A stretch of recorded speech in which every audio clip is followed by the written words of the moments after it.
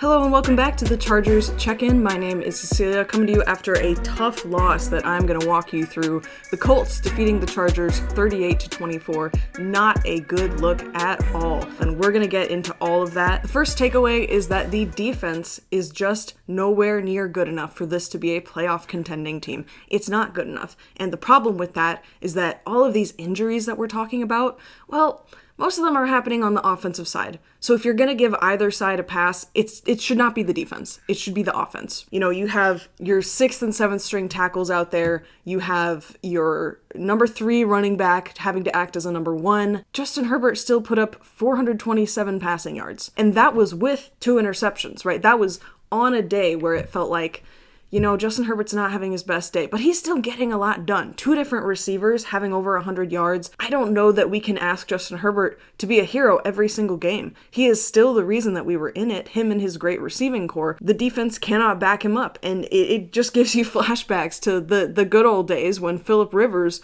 would be doing the same thing. Him and his great receivers would be doing everything that they could, and the offensive line and the defense would do basically nothing. And I think that's why this performance is probably so frustrating for Chargers fans, is because it feels similar to who the Chargers were, you know, when we really fell in love with the team, when you had Phillip Rivers and you had Antonio Gates and, you know, all of these great players who can do such great things. Phillip Rivers had that infamous torn ACL game, and these guys would play through anything just for their defense to let them down over and over and over again. And that's what it feels like. And ultimately, the defense is why I predicted a Colts win. It wasn't because of all the injuries on offense. Don't get me wrong, I think this offensive side of the ball could be an absolute powerhouse without these injuries.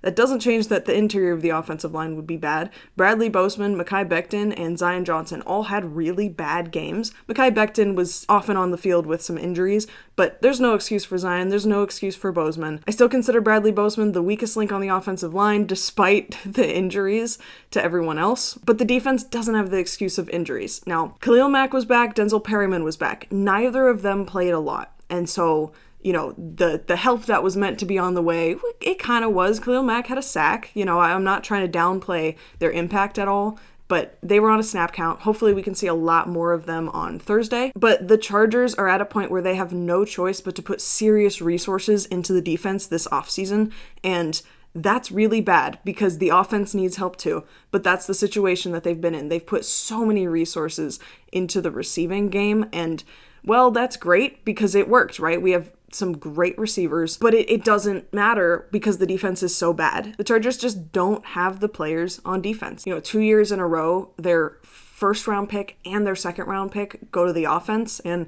what do you know? The offense looks a lot better.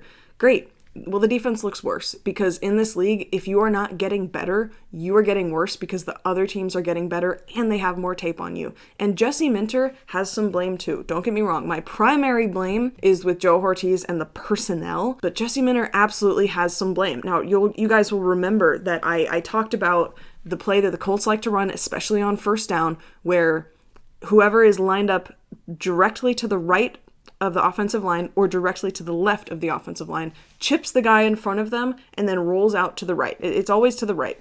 They like to do it with Tyler Warren. They successfully did it a couple times with him, but they also do it without every other receiver because they have a lot of good options there. Daniel Jones rolls out to his right and throws it to a guy 4 yards ahead of the line of scrimmage, and it works. And I said Jesse Minter has to have a plan for that specific play, and they didn't. And so they kept running it. And I think that was a huge factor in why they lost. When the Colts offense didn't look good was when they didn't have a good play on first down. But they are a great play on first down. And that play is a huge reason why. And it did not seem like Jesse Minter had any plan to mitigate that. And again, that's frustrating because if I'm seeing it on tape, of course Jesse Minter needs to see it on tape. Of course. And maybe he did. Maybe the responsibility is on the players for not executing. I know that the defense has had a lot of communication issues. It looked to me like Derwin James was doing everything he can to mitigate that. He was constantly yelling at other guys, constantly signaling with his hands, trying to get everyone on the same page. And to Derwin James's credit, he did a better job tackling this week. That's been an issue with him. You know, he seemed to play more physical. He seemed to play with a little more urgency this week, but it wasn't enough. You know, and even if he stepped up, I can't say that Deion Henley did the same thing. That touchdown to Tyler Warren where he goes in there completely untouched, that was Deion Henley's job to cover him. But he did a bad job. He kept his eyes on the quarterback rather than reading the routes to any extent. And then he lets Tyler Warren right by him. And that was one of the few plays where Daniel Jones actually did well under pressure. It's something I've talked about. I know the statistics say that Daniel Jones is great under pressure, but when he makes turnover-worthy plays, when he throws the ball straight into the ground, that tends to be under pressure. Pressure can bring out the worst in him in a really bad way. He does a good job avoiding sacks in that situation, but he doesn't do a great job actually executing. But the Chargers can't afford to put resources into pressuring him. They can't afford to blitz a lot because they don't have the guys on the back end, because the linebacker room isn't playing great. The safety room is playing okay, but now Elijah Molden's hurt.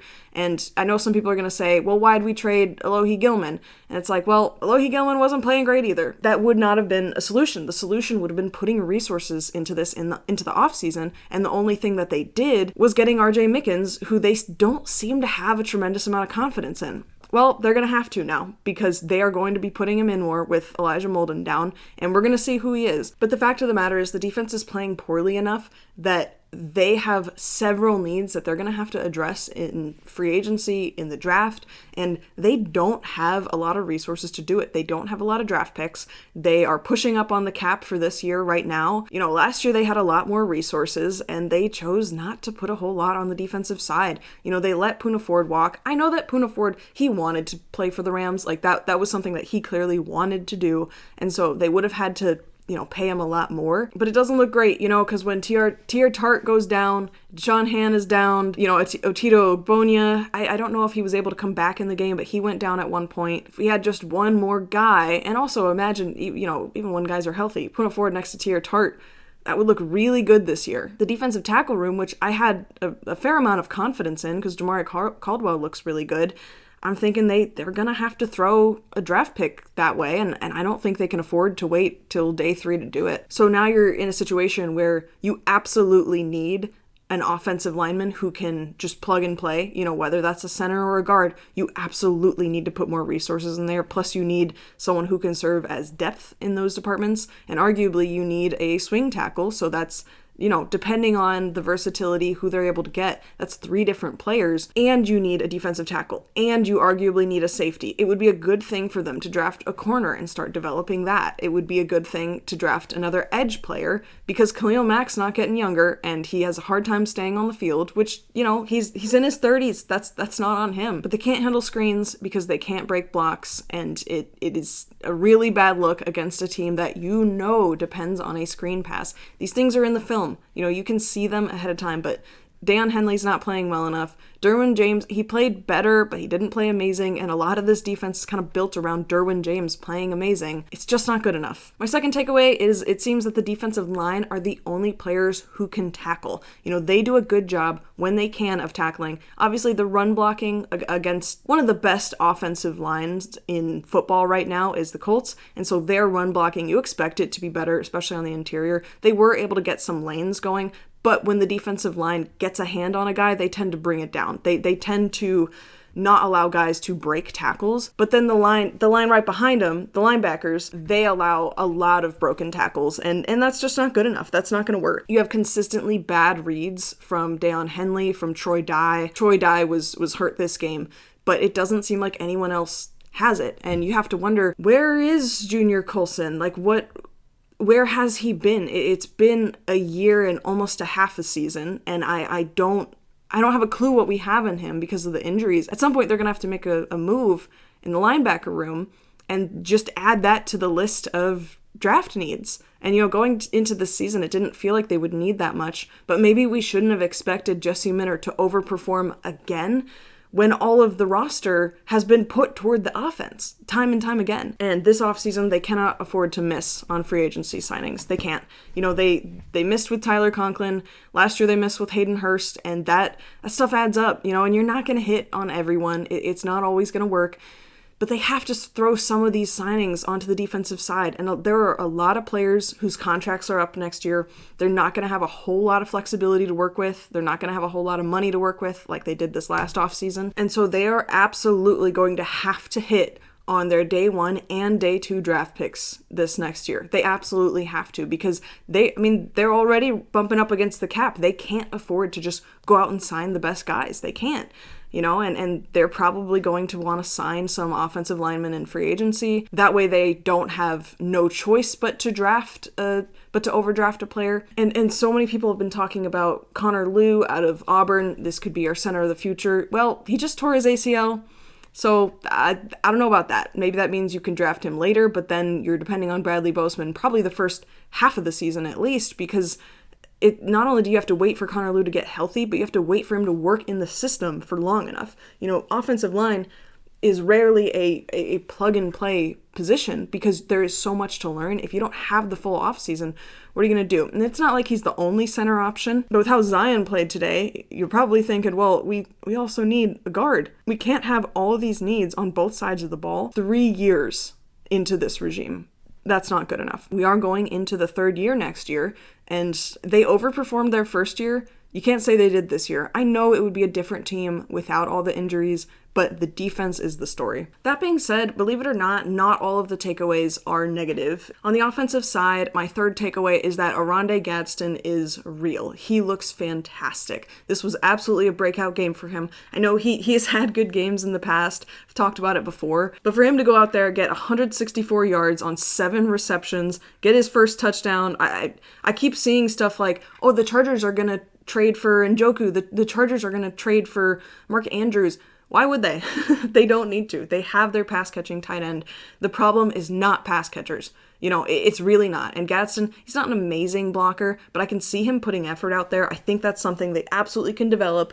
And they have Will Dissly for blocking. So to me, I'm like, the Chargers absolutely do not need to trade for a tight end. They don't have the resources. If they're going to trade for someone, it should be someone on the defensive side, unless they somehow can find an offensive lineman. That is the reality. They don't have the resources to put into the tight end room, so it's a really, really good thing and well-timed that Oronde Gadsden is stepping up the way that he is. And it's pretty cool that he did it the day that, they had the Antonio Gates ceremony at halftime. I think that's really cool. It probably would have been, cooler if the Chargers had won, but at the same time, it must have been a pretty awesome thing for Oronde Gadsden to know that Antonio Gates was watching his performance. And I got to give an honorable mention to Keenan Allen, who he had a great game. He looked fantastic out there. He had over 100 yards, and when you have 2 different receivers with over 100 yards, that's fantastic news, especially because neither of them was Quentin Johnston or Ladd McConkey. So, go ahead and put resources toward covering Gadsden. Go ahead and put resources toward covering Keenan.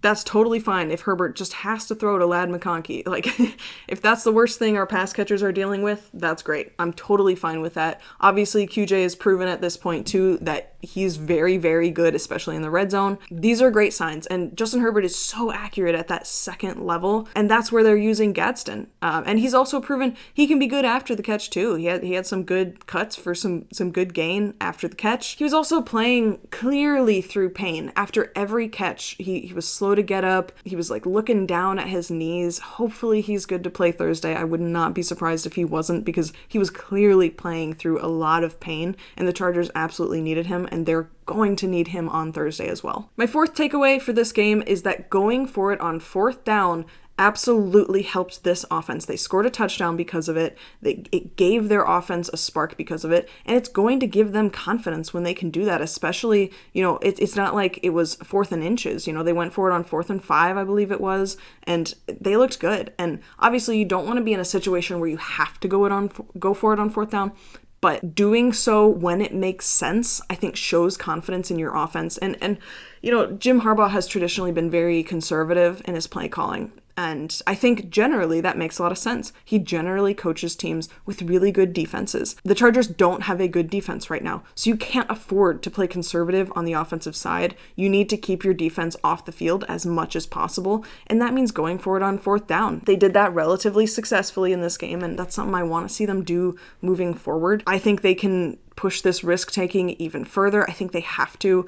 I talked a bit about how you beat a better team, and I talked about, fewer penalties, running the ball, but one of the things is taking risks. And if you want to see a great example of how to manufacture an upset when you shouldn't be able to, go watch the Louisville versus Miami game. Louisville executes a fake field goal, which results in a 1st and goal. Where they would have gotten 3 points, they end up getting 7. That's a huge, huge deal, huge difference, huge momentum swing. And I think there's a lot to learn from that game. Keeping the penalties minimized, winning the turnover battle, taking special teams out of it, not giving up anything big. That's another thing the Chargers did wrong. They allowed that huge return because the Chargers can't break blocks. It wasn't that the returner did something amazing. It was that it was all blocked up for him. All he had to do was be fast and run north-south and not make any bad decisions, and that's what he did. And the Chargers, not only can they not match that on their special teams, they can't prevent it because they can't break tackles. And my last takeaway is you either have to be able to stop the run or outrun the opposing team, and the Chargers could do neither.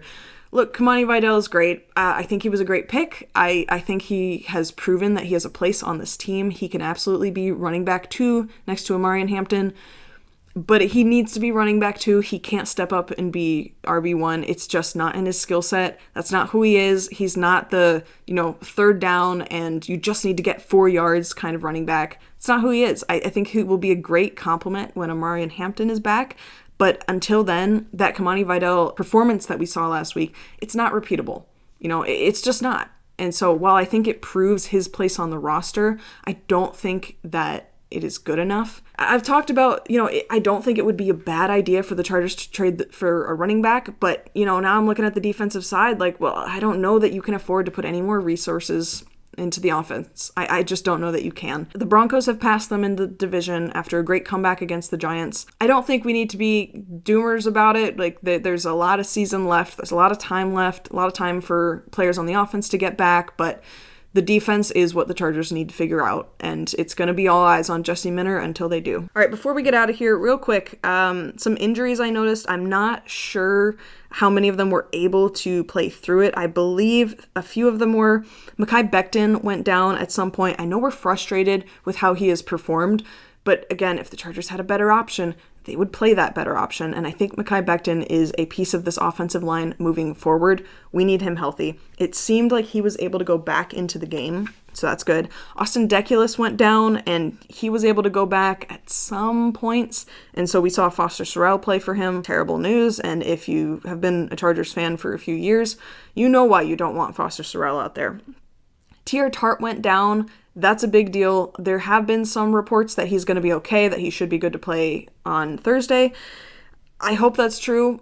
I think he's really important. I know that he didn't have the best performance in this game, but we absolutely need some juice on the defensive line.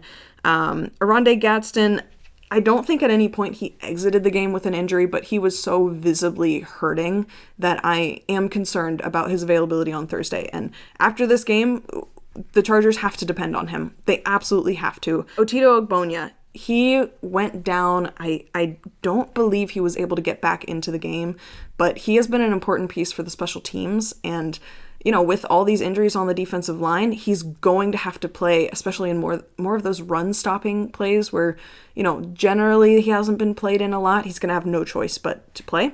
So that's not great. So definitely hate seeing injuries on the defensive side right now because while we know the offense has been going through it, the defense cannot afford to have worse personnel than they already do. Even when the defense has all their starters out there, they tend to struggle, and we don't know what kind of snap count Denzel Perryman and Khalil Mack will be on. I'm going to preview the Thursday game, but the main thing I'm looking for is, can Joe Alt play this time? I think he can. We thought he might be able to be back this game, but it sounds like they just didn't want to take a chance, and they wanted to make sure that he was back against the more beatable team, the Vikings. Make no mistake, I don't think the Chargers can overlook this team. This is going to be a hard game to win. It looks like J.J. McCarthy might be back. Again, we're not sure. We'll have to keep an eye on the injury reports. So the Chargers have a lot to figure out. They still are benefiting a lot from going 3-0 in the division to start the season. It is absolutely what is getting them through this period of injuries. But make no mistake, the injuries aren't the problem. The defense is the problem. So it's all eyes on Jesse Minter as we move forward. But thanks for being here. And, it sucks that everything happened that did, but Justin Herbert was able to put up 427 yards despite having interceptions, despite not playing his best. He still was able to play a little bit of hero ball and keep this team in it. I like to see the increased aggression. I like that he's using his legs. I want them to design some of those run plays more going forward. And that's something I'm looking forward to on Thursday. How does the game plan change, especially in the red zone where they're just kind of rolling out the same sets over and over again? But I will preview the Vikings in a couple days, and thank you so much for being here. That's going to do it for me. Please like and subscribe if you like what you have seen, and I will see you guys soon. Thank you.